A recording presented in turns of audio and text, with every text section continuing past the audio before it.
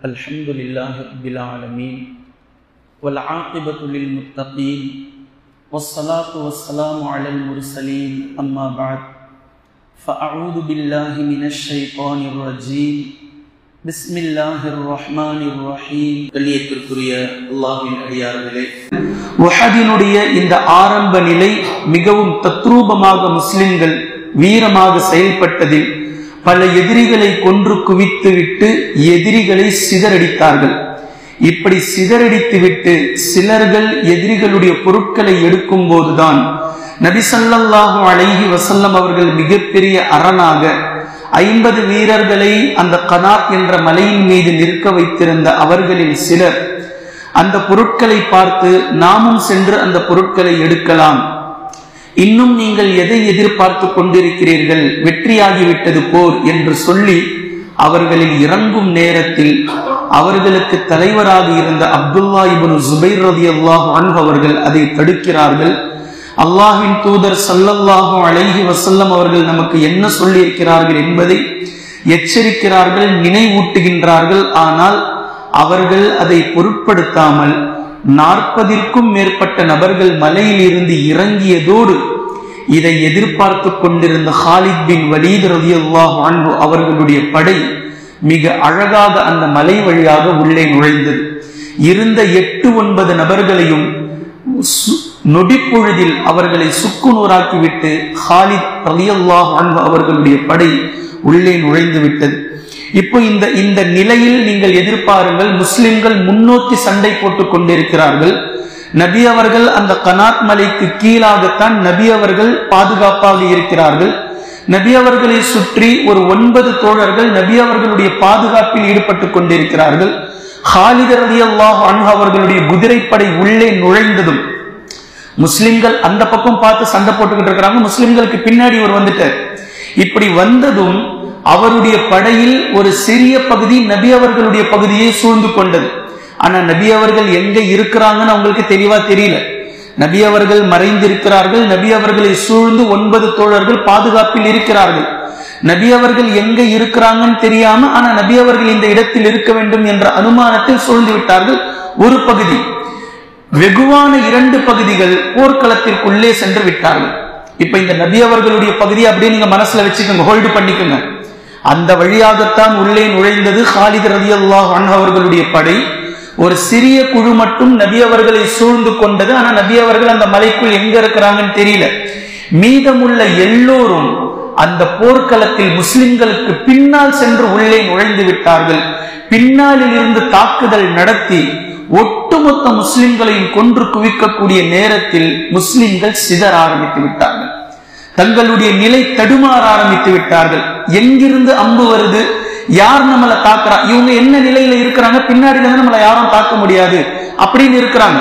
Khalid ரலியல்லாஹு அன்ஹு அவர்களுடைய படை உள்ளே நுழைந்தது, அவங்களால சுதாரிக்க முடியல. இந்த படை வந்துடுச்சு, அவங்க இறங்கிட்டாங்கன்றதெல்லாம் தெரியல.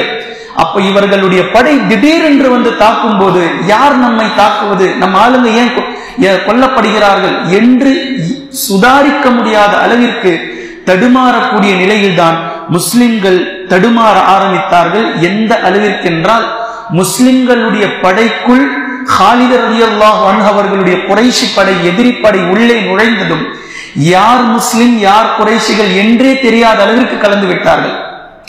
இப்ப பக்கத்துல யார் வராங்களோ அவங்களெல்லாம் வெட்ட வேண்டிய நிலைமை ஏற்பட்டது. இப்படி நிலைமை ஏற்பட்டதினால் சில முஸ்லிம்கள் முஸ்லிம்களையே தாக்கி விட்டார்கள். நிலை தடுமாறி பக்கத்துல இருக்கிறது, ஏன்னா போர்க்களத்துல எப்படி இருப்பாங்க, முகத்தை மூடிக்கொண்டு இரும்பு கவசம் அணிந்து கொண்டு தோற்றமே மாற்றமா இருக்கும். இப்ப அக்கம் பக்கம் யார் வரா, எதிரிகளா முஸ்லிம்களா தெரியாத அளவிற்கு ஆனதினால் நம்முடைய மக்களே நம்முடைய மக்களை தாக்கக்கூடிய அளவிற்கு நிலைமை மோசமானதாக மாறியது. ஹாலித் ரலியல்லாஹு அன்ஹு அவர்களுடைய படை உள்ளே நுழைந்ததும் ஓடி போகின்ற முஷ்ரிக்குகளை, எங்கே செல்கிறீர்கள், உள்ள வாங்க, முஸ்லிம்கள் நம்முடைய கட்டுக்குள் தான் இருக்கிறார்கள், நாம தான் மிகைத்திருக்கின்றோம், நீங்க ஓடலாம் வேண்டாம் என்று ஹாலித் ரலியல்லாஹு அன்ஹு அவர்களுடைய படை அவர்களை அழைக்கின்றது. இப்ப ஓடி போனவர்கள் உள்ள வராங்க, நம்ம மக்கள் பின்னாடி வந்துட்டாங்க. எந்த திசையை எந்த பாதையை நோக்கி கொண்டு இருந்தார்களோ அது எப்போது இவர்களுக்கு சாதகமாக வெற்றியாக அமைந்து விட்டதோ ஓடி சென்றவர்கள் எல்லாம் மீண்டும் போர்க்களத்தில் வந்து குதிக்கப்பட்டார்கள். இந்த நேரத்தில் தான் ஒரு வதந்தி கிளம்பியது, நபி ஸல்லல்லாஹு அலைஹி வஸல்லம் அவர்கள் கொல்லப்பட்டு விட்டார்கள். நபி அவர்கள் கொல்லப்பட்டு விட்டார்கள் என்ற இந்த செய்தி முஸ்லிம்களை வெகுவாக களத்தில் உலுக்கி எடுத்தது. ஏற்கனவே காலித் ரலியல்லாஹு அன்ஹு அவர்களுடைய படை உள்ளே நுழைந்ததும் பாதி பலம் குன்றிவிட்டார்கள். நபி அவர்கள் கொல்லப்பட்டு விட்டார்கள் என்ற செய்தியில் முழுமையாக முஸ்லிம்கள் நலிவடைந்து விட்டார்கள். இந்த நேரத்தில் ஈமானில் உறுதியாக இருந்த சில தோழர்களும் இருந்தார்கள். இப்ப அந்த தோழரில் அனஸ் பின் நல்ர் ரலியல்லாஹு அன்ஹு அவர்கள் இது போன்று ஓடக்கூடிய சில தோழர்களை பார்க்கிறார்கள். ஏன் இவ்வாறு சிதறி ஓடுகிறீர்கள், என்ன பிரச்சனை உங்களுக்கு? அப்ப அவங்க இவரை பார்த்து சொன்னார்கள், நபி ஸல்லல்லாஹு அலைஹி வஸல்லம் அவர்கள் கொல்லப்பட்டு விட்டார்கள் என்பது உங்களுக்கு தெரியாதா? அப்போ அனஸ் பின் நல்ர் ரலியல்லாஹு அன்ஹு அவர்கள் கூறினார்கள், நபி அவர்களே கொல்லப்பட்டு விட்டார்கள் என்றால் நபி அவர்களுக்கு பின்னால் நீங்கள் உயிரோடு இருந்து எதை சாதிக்க போகிறீர்கள்?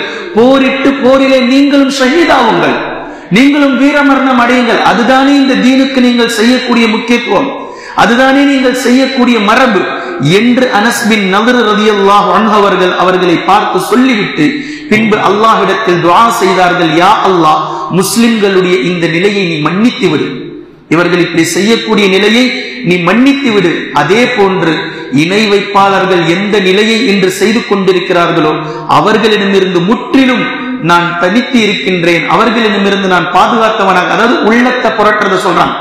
ஷிர்கு, இணை வைப்பு, புறமுதுகிட்டு ஓடக்கூடிய இந்த எண்ணம் பலவீனமானது, இதிலிருந்து முற்றிலும் நான் பாதுகாப்பு பெற்றவனாக இருக்கின்றேன் என்று சொல்லிவிட்டு அனஸ் பின் நல்ர் ரலியல்லாஹு அன்ஹு அவர்கள் எதிரிகளுடைய படைக்குள் நுழைந்தார்கள். எதிரிகளுடைய படைக்குள் நுழையக்கூடிய நேரத்தில் சஅத் பின் முஆத் ரலியல்லாஹு அன்ஹு அவர்கள் கேட்டார்கள், அனஸே, எங்கே உள்ளே செல்கிறீர்? எதிரிகளுடைய படைக்குள் எங்கே செல்கிறீர்? அப்போ அவங்க சொல்றாங்க, அனஸ் பின் நல்ர் ரலியல்லாஹு அன்ஹு அவர்கள் சொல்றாங்க, இதோ எனக்கு சுவனத்தின் நறுமணம் வீசுகின்றது, சொர்க்கத்தின் வாடை எனக்கு வீசுகின்றது, அதை உஹது களத்திலே நான் உணர்கின்றேன் என்று எதிரிகளுடைய களத்திற்குள் சென்று எதிரிகளை வீழ்த்தி இவர்களும் ஷஹீதானார்கள். பின்பு கடைசியாக உடல்களை சேகரிக்கக்கூடிய நேரத்தில் நாங்கள் பார்த்தோம், அவருடைய உடல் சிதைக்கப்பட்டிருந்தது. எந்த அளவிற்கென்றால் அவரை நாங்கள் அடையாளமே கண்டு கொள்ள முடியவில்லை. கடைசியில் அவருடைய நுனி விரலை வைத்துதான் அவருடைய சகோதரி இவர்தான் அனஸ் பின் நல்ர் என்று எங்களுக்கு காட்டினார். அவருடைய உடலை நாங்கள் ஒன்று சேர்த்த போது யோசிச்சு பாருங்க, தலை ஒரு பக்கம், கை ஒரு பக்கம், கால் ஒரு பக்கம், உடல்கள் துண்டாக பிளக்கப்பட்டு இன்னொரு பக்கம், இப்படி துண்டு துண்டாக கிடத்ததை நாங்கள் சேகரித்த அந்த உடலை எடுக்கும் போது கிட்டத்தட்ட 80 முறை அவர்களுடைய உடலால் வாட்களாலும் ஈட்டிகளாலும் குத்தப்பட்டு கிழிக்கப்பட்டு இருந்ததை நாங்கள் பார்த்தோம் என்று சஅத் பின் முஆத் ரலியல்லாஹு அன்ஹு அவர்கள் சொல்வதை நாம் பார்க்கிறோம். அதே போன்று சாபித் இப்னு தல்ஹா ரலியல்லாஹு அன்ஹு அவர்கள், சாபித் இப்னு தஹ்தாஹ் ரலியல்லாஹு அன்ஹு அவர்கள், இவர்கள் இப்படி ஓடக்கூடிய தோழர்களை பார்த்து பேசினார்கள், தோழர்களே, எங்கு சிதறுகிறீர்கள், என்ன உங்களுக்கு பிரச்சனை, ஏன் இப்படி ஓடி போறீங்க போர்க்களத்தை விட்டு என்று சொல்லும் போது அவர்கள் சொன்னார்கள், முஹம்மது ஸல்லல்லாஹு அலைஹி வஸல்லம் அவர்கள் கொல்லப்பட்டு விட்டார்களே, உங்களுக்கு தெரியாதா என்று சொல்லும் போது சாபித் இப்னு தஹ்தாஹ் ரலியல்லாஹு அன்ஹு அவர்கள் கூறினார்கள், முஹம்மது கொல்லப்பட்டால் என்ன, அல்லாஹ் உயிரோடு தானே இருக்கின்றான், அவன் ஹை, அவன் கையூம், நிலையாக இருப்பவன், நித்திய ஜீவன், அவன் உயிரோடு தானே இருக்கின்றான், அவன் உங்களுக்கு உதவி செய்வான், அவன் உங்களுக்கு வெற்றியை கொடுப்பான், அவனுக்காக நீங்கள் போர் புரியுங்கள் என்று சொல்லிவிட்டு இவர் காலித் பின் வலீத் ரலியல்லாஹு அன்ஹு அவர்களுடைய படைக்குள் புகுந்தார். புகுந்த கொஞ்சம் நேரத்தில் காலித் ரலியல்லாஹு அன்ஹு அவர்கள் இவரை கொன்று சின்னா பின்னமாக்கினார்கள் என்ற செய்தியும் நாம் ஹதீஸிலே பார்க்கிறோம். அதே போன்று முஹாஜிர் ஒருவர் ஒரு அன்சாரியிடம் இந்த போர்க்களத்தில் வந்து, முஹம்மது நபி ஸல்லல்லாஹு அலைஹி வஸல்லம் அவர்கள் கொல்லப்பட்டு விட்டார்களே, இந்த செய்தி உங்களுக்கு தெரியுமா என்று கேட்டபோது அந்த அன்சாரி தோழர் கூறினார், முஹம்மது நபி கொல்லப்பட்டு விட்டால் என்ன, அவர்கள் மார்க்கத்தை எட்டி வைத்து விட்டார்கள், உங்களுடைய மார்க்கத்திற்காக சென்று நீங்கள் போரிடுங்கள், நீங்கள் போர் புரியுங்கள் என்று அந்த அன்சாரி தோழர் முஹாஜிரிடத்தில் சொன்னதையும் நாம் பார்க்கிறோம். இதே போன்று இது போன்ற வீர வீரமான உருக்கமான ஷஹாதத்துக்காக ஷஹீதுக்காக போராடிய இந்த நபி தோழர்களுடைய பேச்சில் சஹாபாக்களுக்கு மீண்டும் பலம் திரும்பியது. கீழே தூக்கி வீசிய ஆயுதங்களை சஹாபாக்கள் எடுத்தார்கள். ஓடி ஒளிந்து கொள்ளலாம் என்று சென்று மதீனாவின் திசையில் ஓடிய சஹாபாக்கள் மீண்டும் களத்துக்குள் வந்தார்கள். பள்ளத்தாக்கில் சென்று ஒளிந்த சஹாபாக்கள் மீண்டும் களத்திற்கு வந்தார்கள். இப்படி களத்திற்கு வந்து மீண்டும் நபி ஸல்லல்லாஹு அலைஹி வஸல்லம் அவர்களுடைய திசையின் பக்கம் ஒரு சஹாபாக்களுடைய கூட்டம் சென்றது.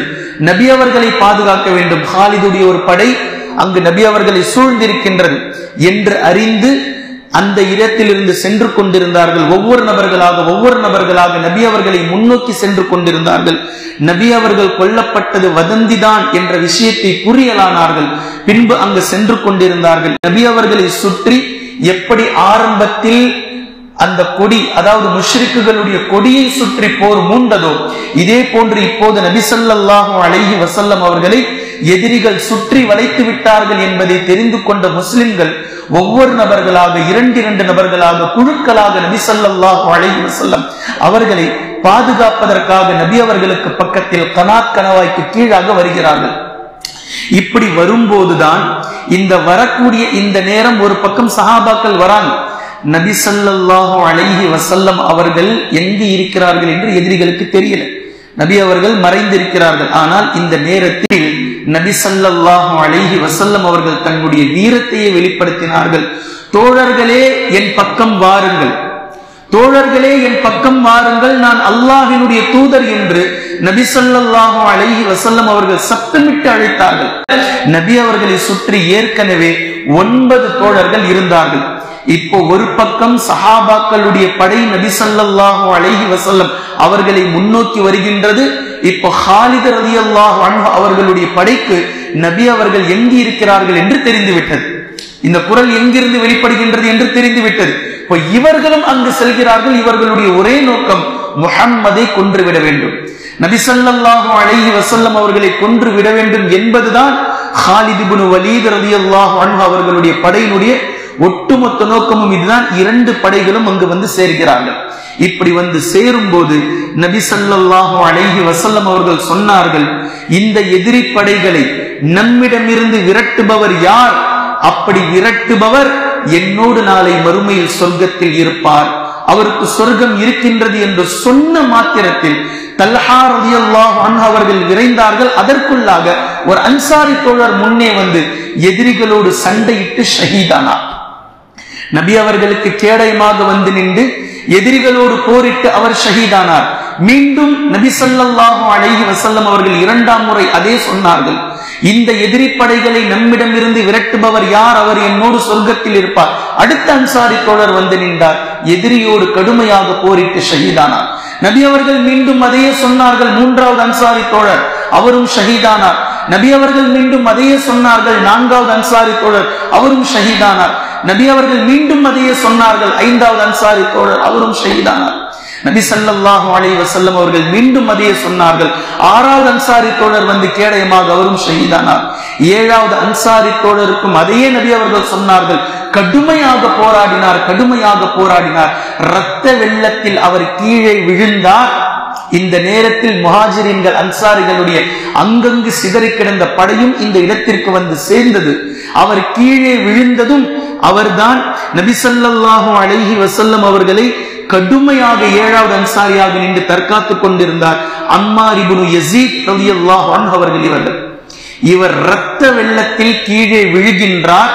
நபி ஸல்லல்லாஹு அலைஹி வஸல்லம் அவர்கள் சொன்னார்கள், இவரை காப்பாற்றுங்கள் என்று சொன்னார்கள். அவர் கீழே விழும்போது அவருடைய கன்னம் நபி ஸல்லல்லாஹு அலைஹி வஸல்லம் அவர்களுடைய பாதத்தில் இப்படி இருந்தது. நபி அவர்களுடைய காலை அவருடைய கன்னத்தை தலையாக அவர் ஆக்கிக் கொண்டார். ஆனால் சிறிது நேரத்தில் அவரை காப்பாற்றலாம் என்று தோழர்கள் வருவதற்குள்ளாக அவரும் ஷஹீதானார். நபி அவர்களுடைய காலுக்கு மேலாகவே அவருடைய உயிர் பிரிந்தது, அவரும் ஷஹீதானார். பின்பு நபி ஸல்லல்லாஹு அலைஹி வஸல்லம் அவர்கள் இப்படி தோழர்கள் தங்களுக்கு முன்னால் வருவதற்குள்ளாகவே பலத்த சேதங்கள் ஒருவருக்கு பின்னால் 7 அன்சாரி தோழர்கள் இப்படி மண்டிட்டு விழுந்ததற்கு பின்னால் ஒரு பக்கமாக முஹாஜிரின் தோழர்கள் 2 பேர் இருந்தார்கள். தல்ஹா ரலியல்லாஹு அன்ஹு அவர்களும் அவர்களை போன்று இன்னொரு தோழரும் நபி ஸல்லல்லாஹு அலைஹி வஸல்லம் அவர்களை தற்காத்து கடுமையாக சண்டையிட்டுக் கொண்டிருந்தார்கள். அவர்களால் முடிந்த அளவிற்கு அவர்களால் கடுமையாக சண்டையிட்டுக் கொண்டிருந்தார்கள். இந்த நேரம்தான் நபி அவர்களுக்கு இக்கட்டான நேரம். தனக்காக ஒவ்வொரு நபி தோழர்களும் கொன்று குவிக்கப்பட்டு கொண்டிருக்கிறார்கள், ஷஹீதாகி கொண்டிருக்கிறார்கள். 7வது தோழர் தனது காலிலே உயிரை நீத்து முடித்தார். இப்படி சென்று கொண்டிருக்கும் இந்த நேரத்தில் தான் அப்துல்லா இப்னு ஷிஹாப் என்று சொல்பவன் நபி ஸல்லல்லாஹு அலைஹி வஸல்லம் அவர்களை நோக்கி கல்லை எடுத்து எறிந்தான். நபி ஸல்லல்லாஹு அலைஹி வஸல்லம் அவர்களுடைய முகத்தில் அந்த கல் விழுந்ததும் நபி அவர்கள் கீழே விழுந்தார்கள். நபி அவர்கள் கீழே விழுந்த அந்த வேகத்தில் அடுத்து அப்துல்லா இப்னு கமியா என்று சொல்லக்கூடிய அவன் நபி ஸல்லல்லாஹு அலைஹி வஸல்லம் அவர்களுடைய தோள் புஜத்தில் வாளை எடுத்து வெட்டினான். ஆனால் நபி அவர்கள் இரும்பு கவசம் அணிந்திருந்ததினால் அந்த வாளினுடைய கூர்மை தோள் புஜத்தில் இறங்கவில்லை. ஆனால் அவன் அடித்த அடியினுடைய வேகம் 1 மாத காலம் வரைக்கும் நபி ஸல்லல்லாஹு அலைஹி வஸல்லம் அவர்களுக்கு அந்த வலி இருந்து கொண்டே இருந்தது. பின்பு மீண்டும் வெட்டினான். நபி ஸல்லல்லாஹு அலைஹி வஸல்லம் அவர்களுக்கு அந்த வலி மிகப்பெரிய வலியாக இருந்தது. பின்பு மீண்டும் அங்கு இரும்பு கவசம் இருக்கின்றது என்பதை தெரிந்து கொண்ட அவன் முகத்தில் தாக்கினான். நபி அவர்களுடைய முகத்தில் தாக்கப்பட்ட முகத்தில் ரத்தம் வழிய ஆரம்பித்தது. நபி அவர்களுடைய இந்த முகத்தில் தாக்கும் போது நபி அவர்கள் அணிந்திருந்த இந்த இரும்பு கவசம் சேர்த்து நபி அவர்களுடைய முகத்தில் அடிபட்டது. ஒரு பக்கம் நபி அவர்களுக்கு கன்னத்தில் காயம் ஏற்பட்டது. நபி அவர்கள் கீழே விழுந்ததில் உதடு மண்ணை முட்டி இந்த உதடு காயப்பட்டு முன்னாடி இருக்கக்கூடிய இந்த பல், கடவாய்ப்பல்லினுடைய முதல் பல், கீழ் கடவாய்ப்பல் வலது பக்கத்தில் இது உடைந்தது. நபி அவர்களுக்கு இது உடைந்தது. ரத்தம் சொட்ட நபி ஸல்லல்லாஹு அலைஹி வஸல்லம் அவர்கள் இருக்கிறார்கள். இந்த நேரத்தில் மிகவும் பெருமை பிடித்த இந்த அப்துல்லா இப்னு கமியா என்பவன், இந்த வாங்கிக்கொள், நான் தான் கமியா, இதைத்தான் எதிர்பார்த்திருந்தேன் என்று நபி அவர்களுடைய முகத்தில் மீண்டும் அடித்துவிட்டு அவன் சென்றான். நபி ஸல்லல்லாஹு அலைஹி வஸல்லம் அவர்கள் ரத்தத்தை துடைத்துவிட்டு அக்மஅக்கல்லாஹ், உன்னை அல்லாஹ் சபிப்பானாக, உன்னை நாசமாக்குவானாக, அல்லாஹ்வின் தூதருடைய முகத்தில் அடித்தவனை உன்னை அல்லாஹ் உன்னுடைய முகத்தை சிதைப்பானாக என்று நபி ஸல்லல்லாஹு அலைஹி வஸல்லம் அவர்கள் துஆ செய்தார்கள், பத்ஆ செய்தார்கள். இந்த துஆவை அல்லாஹ் தஆலா அங்கீகரித்தான். உஹது களம் முடிந்ததற்கு பின்னால் சில நாட்கள் கழித்து இவன் தன்னுடைய ஆடுகளை மேய்த்து கொண்டு தேடி சென்றான். இவனுடைய ஆடுகள் மலையினுடைய உச்சிக்கு சென்று இருந்தது. அந்த ஆடுகளை கொண்டு வருவதற்காக மலையினுடைய உச்சிக்கு சென்றான். இவனுடைய ஆடே இவனை வேகமாக வந்து முட்டி மலையினுடைய உச்சியில் இருந்து இவனை கவிழ்த்தது. பலமுறை கல்லிலே அடிபட்டு கீழே வந்து விழுந்த இவன் உடல் உறுப்புகள் முற்றாக சிதைக்கப்பட்டு, முகம் சிதைக்கப்பட்டு, உடல் முழுக்க சிதைக்கப்பட்டு இவன் சின்னா பின்னமாகி மௌத்தானான். நபி ஸல்லல்லாஹு அலைஹி வஸல்லம் அவர்களுடைய பத்ஆவிற்கு ஆளானதினால் என்பதையும் நாம் பார்க்கிறோம். பின்பு நபி ஸல்லல்லாஹு அலைஹி வஸல்லம் அவர்களுடைய இந்த நிலைக்கு ஆளாக்கியவர்களை நபி ஸல்லல்லாஹு அலைஹி வஸல்லம் அவர்கள் ஒரு முறை பத்ஆவும் செய்தார்கள், இன்னொரு முறை துஆவும் செய்தார்கள். இவர்களை அல்லாஹ் தஆலா நாசமாக்குவானாக என்றும் சொன்னார்கள். மீண்டும் நபி ஸல்லல்லாஹு அலைஹி வஸல்லம் அவர்கள் ரத்தத்தை துடைத்துக் கொண்டு, யா அல்லாஹ், என்னுடைய இந்த சமூகத்தை நீ மன்னித்து விடு, இவர்கள் அறியாமல் செய்கின்றார்கள் என்று தன்னை காயப்படுத்தியவர்களுக்காக நபி அவர்கள் துஆவும் செய்தார்கள். பின்பு மேலும் நபி ஸல்லல்லாஹு அலைஹி வஸல்லம் அவர்களுக்கு தாக்குதல் அதிகமாகும் போது நபி அவர்கள் இப்படியும் சொன்னார்கள், அல்லாஹ்வினுடைய தூதரை இது போன்று காயப்படுத்திவிட்ட இந்த களம், இந்த எதிரிகளுடைய படை எவ்வாறு வெற்றி கொள்ளப்படும், எப்படி இவர்கள் வெற்றி பெறுவார்கள் என்று சொன்னதுமே அல்லாஹு தஆலா இதை பற்றி குர்ஆனில் பேசுகின்றான். நபியே, யார் வெற்றி பெறுவார்கள், யார் தோல்வியுறுவார்கள் என்ற தீர்ப்புடைய அந்த விஷயத்தெல்லாம் நீங்க கையில் எடுக்கக்கூடாது. பின்பு நபி ஸல்லல்லாஹு அலைஹி வஸல்லம் அவர்களை சுற்றி இந்த 2 நபி தோழர்கள், ஒன்று தல்ஹத் இப்னு உபைதுல்லா, இன்னொன்று சஅத் பின் அபி வக்காஸ் ரலியல்லாஹு அன்ஹு, இந்த 2 நபி தோழர்களும் நபி ஸல்லல்லாஹு அலைஹி வஸல்லம் அவர்களை சுற்றி சுற்றி சுற்றி சுற்றி நபி அவர்களை பாதுகாத்துக் கொண்டிருந்தார்கள்.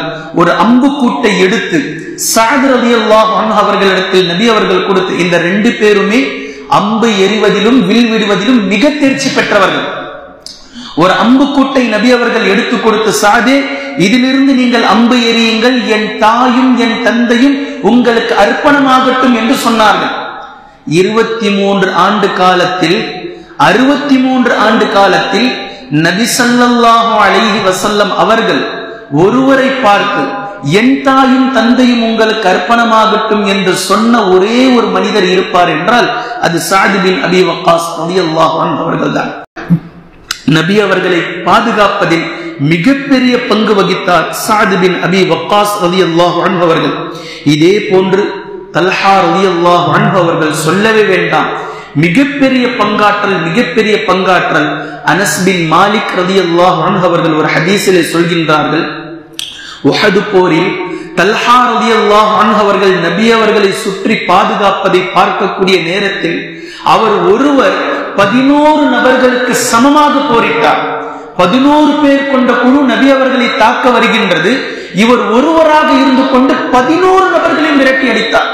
இப்படிப்பட்ட வீரத்தை அந்த நேரத்தில் தல்ஹா ரலியல்லாஹு அன்ஹு அவர்கள் வெளிப்படுத்தினார்கள்.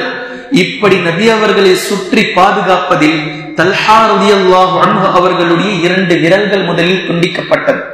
இந்த விரலும் இவை துண்டிக்கப்பட்டது. பின்பு நபி ஸல்லல்லாஹு அலைஹி வஸல்லம் அவர்களை வந்து தாக்கக்கூடிய ஒவ்வொரு அன்பையும் தான் முன்னாடி நின்று தன்னையே கேடயமாக ஆக்கி, தன் கையில் இருக்கக்கூடிய கேடயம் ஒரு பக்கம், தன்னையும் கேடயமாக மாற்றி நபி ஸல்லல்லாஹு அலைஹி வஸல்லம் அவர்களுக்கு மேல் வரக்கூடிய அந்த ஈட்டிகளை இவர் தாங்கிக் கொண்டு இருந்தார். மேலும் நபி ஸல்லல்லாஹு அலைஹி வஸல்லம் அவர்கள் ஒரு முறை சொன்னார்கள், உஹது போருக்கு பின்னால் பூமிக்கு மேல் உயிரோடு நடமாடக்கூடிய ஒரு ஷஹீதை நீங்கள் பார்க்க வேண்டுமானால் தல்ஹா இப்னு உபைதுல்லாஹ் ரலியல்லாஹு அன்ஹு அவர்களை பார்த்துக் கொள்ளுங்கள் என்று நபி ஸல்லல்லாஹு அலைஹி வஸல்லம் அவர்கள் புகழாதாரம் சூட்டினார்கள். முன்வரிசையில் நின்று கொண்டிருந்த சஹாபாக்கள் நபி அவர்களை வந்து சேருகின்றார்கள். இப்படி அபூபக்கர் சித்தீக் ரலியல்லாஹு அன்ஹு அவர்கள் இப்ப இத சொல்றாங்க, நான் நபி அவர்களை பாதுகாப்பதற்காக ஓடோடி செல்கின்றேன், திடீரென்று ஒரு பறவை வேகமாக வந்ததை போன்று அபூ உபைதா அல் ஜர்ராஹ் ரலியல்லாஹு அன்ஹு அவர்களும் என்னோடு வந்து சேர்ந்து கொண்டார் நபி அவர்களை பாதுகாப்பதற்காக. நாங்கள் இருவர்களும் நபி அவர்களுக்கு பக்கத்தில் செல்லும் போது நபி அவர்களை சுற்றி பாதுகாத்துக் கொண்டிருந்த தல்ஹா இப்னு உபைதுல்லாஹ் ரலியல்லாஹு அன்ஹு அவர்கள் மயங்கி கீழே விழுகிறார். அவருடைய உடலில் இருந்து ரத்தம் சொட்ட ஆரம்பித்து, ரத்தம் கசிய ஆரம்பித்து அவர் மயங்கி விழுகின்றார். நாங்கள் நபி அவர்களை சென்று அரணாக பாதுகாக்கும் நேரத்தில் நபி அவர்கள் சொன்னார்கள், உங்கள் தோழரை நீங்கள் சிகிச்சை கொடுங்கள், உங்கள் தோழரை நீங்கள் தூக்குங்கள், உங்கள் தோழரை நீங்கள் காத்துக் கொள்ளுங்கள், பாதுகாத்துக் கொள்ளுங்கள், அவர் சொர்க்கத்தை சொந்தமாக்கி கொண்டார் என்று எங்களிடத்தில் நபி ஸல்லல்லாஹு அலைஹி வஸல்லம் அவர்கள் சொன்னார்கள். நாங்கள் தல்ஹா ரலியல்லாஹு அன்ஹு அவர்களுக்கு சிகிச்சை அளித்தோம். அந்த நேரத்தில் நாங்கள் அவருடைய உடலை எடுத்து பார்த்தோம். கிட்டத்தட்ட 10 காயங்களுக்கு மேலாக வாளால் வெட்டப்பட்டு ரத்தம் சென்று கொண்டிருந்ததை நாங்கள் பார்த்தோம். இப்படி ரத்தம் உடலில் இருந்து கடுமையாக வெளியானதினால் மயக்கமுற்று கீழே விழுந்தார் தல்ஹா ரலியல்லாஹு அன்ஹு அவர்கள். இப்போ நபி ஸல்லல்லாஹு அலைஹி இவருக்கு சிகிச்சையை முடிச்சிட்டு நபி ஸல்லல்லாஹு அலைஹி வஸல்லம் அவர்களை வந்து சூழ்ந்து கொண்டது ஒரு மிகப்பெரிய படை. இது அபூ துஜானா, முஸ்அப் பின் உமைர், அலி ரலியல்லாஹு அன்ஹு, சஹல், அபூ சயீத் ரலியல்லாஹு அன்ஹு, மாலிக் பின் சினான், இதில் உம்மு அம்மாரா ரலியல்லாஹு அன்ஹா அவர்களும் ஒருவர்கள். பெண் தோழி. இவர்கள் போருக்கு வந்து நபி ஸல்லல்லாஹு அலைஹி வஸல்லம் அவர்களை பாதுகாப்பதில் ஈடுபட்டார்கள். இதில் உமர் ரலியல்லாஹு அன்ஹு அவர்கள். இப்ப இவர்கள் எல்லாம் போருடைய முன்வரிசையில் இருந்த நபி ஸல்லல்லாஹு அலைஹி வஸல்லம் அவர்களை பாதுகாப்பதற்காக வந்து சூழ்ந்து கொண்டார்கள். இந்த நேரத்தில் நபி அவர்களுடைய நிலையை நாங்கள் பார்த்தோம். நபி அவர்களுடைய முகத்தில் காயம், நபி அவர்களுடைய உதட்டில் காயம், நபி அவர்களுடைய பல் உடைக்கப்பட்டிருந்தது. காமியா நபி அவர்களுடைய இப்படி முகத்தில் அடித்ததினால் அவர்களுடைய இந்த தலையினுடைய இரும்பு கவசம் வந்து நபி அவர்களுடைய கண்ணுடைய இந்த பகுதியில் 2 ஆணிகள் குத்தி கொண்டது. அது குத்திக்கிட்டு இருக்குது. நபி அவர்களுடைய முகத்தில் குத்தி கொண்டிருக்கிறது, ரத்தம் சென்று கொண்டிருக்கின்றது. இந்த நிலையில் நபி ஸல்லல்லாஹு அலைஹி வஸல்லம் அவர்களை நாங்கள் பார்க்கிறோம். நபி அவர்களுடைய கன்னத்தில் இருக்கக்கூடிய அந்த ஆணியை எடுக்கலாம் என்று நான் சென்றேன். அப்போ அபூ உபைதா அல் ஜர்ராஹ் ரலியல்லாஹு அன்ஹு அவர்கள் கூறினார்கள், அபூபக்கரே, அந்த பாக்கியத்தை எனக்கு கொடுங்கள். நான் அதை செய்கின்றேன், நான் அந்த விஷயத்தை மென்மையாக நான் நபி அவர்களுடைய முகத்திலிருந்து நான் அதை எடுக்கின்றேன் என்று சொன்னதும் நபி அபூபக்கர் சித்திக் ரலியல்லாஹு அன்ஹு அவர்கள் அதை விட்டுக் கொடுத்தார்கள். பின்பு அபூ உபைதா அல் ஜர்ராஹ் ரலியல்லாஹு அன்ஹு அவர்கள் அதை கையால் எடுத்து பார்க்கறாங்க, வரல, அது உள்ளே ஆழமாக சென்று இருக்கு. பின்பு அபூ உபைதா அல் ஜர்ராஹ் ரலியல்லாஹு அன்ஹு அவர்கள் தன்னுடைய பல்லை வைத்து கடித்து எடுக்க முயற்சி செய்கின்றார்கள். பல்லால் நபி அவர்களுடைய முகத்தை பிடித்து பல்லால் கடித்து அந்த ஆணியை எடுக்கின்றார்கள். இவர்களுடைய பல்லும் உடைந்தது, ஆணியும் வெளியே வந்தது. பின்பு இரண்டாவது ஆணியை எடுப்பதற்காக மீண்டும் அபூபக்கர் சித்திக் ரலியல்லாஹு அன்ஹு அவர்கள் வரும்போது மீண்டும் அபூ உபைதா ரலியல்லாஹு அன்ஹு அவர்கள் சொன்னார்கள், அபூபக்கரே அதையும் நானே எடுக்கின்றேன். பின்பு மீண்டும் இந்த பக்கத்தில் இருந்த அந்த ஆணியை கடித்து இழுத்தார்கள், ஆணியும் வந்தது, இன்னொரு பக்கம் பல்லும் உடைந்தது அபூ உபைதா ரலியல்லாஹு அன்ஹு அவர்களுக்கு. இப்படி நபி ஸல்லல்லாஹு அலைஹி வஸல்லம் அவர்களை பாதுகாப்பதில் நாங்கள் அரணாக இருந்தோம். இந்த நேரத்தில் சில எதிரிகள், விரோதிகள், அபு ஆமிர் என்பவன் உஹது களத்தில் நபி அவர்களை சுற்றி குழியும் தோண்டி வைத்திருந்தார். இதில் நபி ஸல்லல்லாஹு அலைஹி வஸல்லம் அவர்கள் இந்த குழிக்குள்ளும் விழுந்தார்கள். நபி அவர்களுடைய மூட்டுக்கால் காயம் ஏற்பட்டது. பின்பு அலி ரலியல்லாஹு அன்ஹு அவர்களுடைய உதவியால் நபி ஸல்லல்லாஹு அலைஹி வஸல்லம் அவர்கள் அந்த குழியில் இருந்து வெளியே வந்தார்கள். இவர்களுக்கு ஒரே ஒரு நோக்கம், நபி ஸல்லல்லாஹு அலைஹி வஸல்லம் அவர்களை கொன்றுவிட வேண்டும் என்று சமயம் பார்த்து எதிரிகள் நபி அவர்களை தாக்கிய வண்ணம் இருந்தார்கள். நாங்கள் நபி அவர்களை சூழ்ந்து அரணாக பாதுகாத்துக் கொண்டிருந்தோம். இப்போ இந்த நபி அவர்களை பாதுகாத்து கொண்ட அந்த நிலை இருக்குதில்ல, அந்த நிலையை பாருங்கள். அனஸ் பின் மாலிக் ரலியல்லாஹு அன்ஹு அவர்கள் சொல்றாங்க, அபூ தல்ஹா ரலியல்லாஹு அன்ஹு அவர்கள் நபி ஸல்லல்லாஹு அலைஹி வஸல்லம் அவர்களை பாதுகாத்த அந்த நேரம் இருக்கிறது. அந்த நேரம் யாராவது ஒருவர் அம்பு எடுத்துக்கொண்டு அந்த வழியாக சென்றால் நபி ஸல்லல்லாஹு அலைஹி வஸல்லம் அவரை அழைத்து சொல்வார்கள், அபூ தல்ஹா கிட்ட அம்பை கொடுங்க, அபூ தல்ஹாவிடத்தில் அம்பை கொடுங்கள் என்று சொல்வார்கள். ஏனென்றால் அபூ தல்ஹா அம்பு எறிவதிலும் வில்லை விடுவதிலும் மிக தேர்ச்சி பெற்றவராக இருந்தார். ஒரே நேரத்தில் கடுமையாக 2-3 அம்புகளை விடுவார். ஒரே நேரத்தில் இந்த கையிலும் ஒரு அம்பு, இந்த கையில் 2 அம்பு, இப்படி வீசக்கூடியவராக அபூ தல்ஹா இருந்தார். இப்படி நபி அவர்களை தனக்கு பின்னால் வைத்துக் கொண்டு அபூ தல்ஹா ஈட்டி எறிந்து கொண்டிருப்பார். அபூ தல்ஹா எறியக்கூடிய ஈட்டியை நபி ஸல்லல்லாஹு அலைஹி வஸல்லம் அவர்கள் அபூ தல்ஹாவுடைய தலையின் மீது கை வைத்து எட்டி பார்ப்பார்கள், இந்த அம்பு சரியாக எதிரிகளை சென்று தாக்குகிறதா என்று. இந்த நேரத்தில் அபூ தல்ஹா ரலியல்லாஹு அன்ஹு அவர்கள் சொல்வார்கள், அல்லாஹ்வின் தூதரே, என் தாயும் தந்தையும் உங்களுக்கு அர்ப்பணமாகட்டும், நீங்கள் எட்டி பார்க்காதீர்கள், எதிரிகளுடைய ஈட்டி வந்து உங்களுடைய நெஞ்சில் பாய்ந்து விட போகின்றது, எதிரிகளுடைய ஈட்டி வருவது என் நெஞ்சை பிளக்கட்டும், நீங்கள் எனக்கு பின்னால் இருங்கள், எனக்கு பின்னால் இருங்கள், தயவு செய்து நீங்கள் எட்டி பார்க்காதீர்கள் என்று அபூ தல்ஹா சொல்லிக்கொண்டே ஈட்டிகளை எறிந்தவராக இருந்தார் என்று அனஸ் பின் மாலிக் ரலியல்லாஹு அன்ஹு அவர்கள் அறிவிக்கிறார்கள். இதே போன்று அந்த இடத்திற்கு வந்த அபூ துஜானா நபி ஸல்லல்லாஹு அலைஹி வஸல்லம் அவர்களை வரக்கூடிய அந்த ஈட்டிகளை நபி அவர்களை முன்னோக்கி வரும்போது இவர் வந்து நபி அவர்களை அரணாக இப்படி திரும்பிக் கொள்வார்.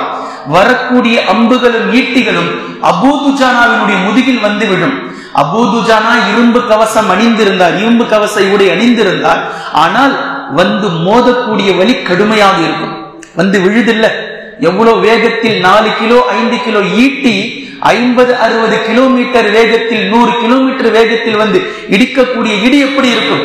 இதை அபூ துஜானா தாங்கிக் கொண்டே இருந்தார். அதே போன்று இந்த பல்லை நபி ஸல்லல்லாஹு அலைஹி வஸல்லம் அவர்களை கீழே விழ வைத்து பல்லை உடைத்தாரே, பல்ல உடைச்சிட்டு போனாரே.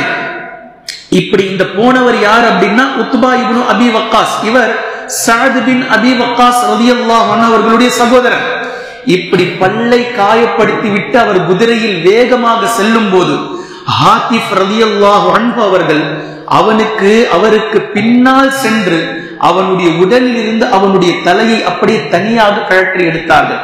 பின்பு ஒரு பக்கம் அவனுடைய தலை விழுந்தது, மறுபக்கம் அவருடைய உடல் விழுந்தது.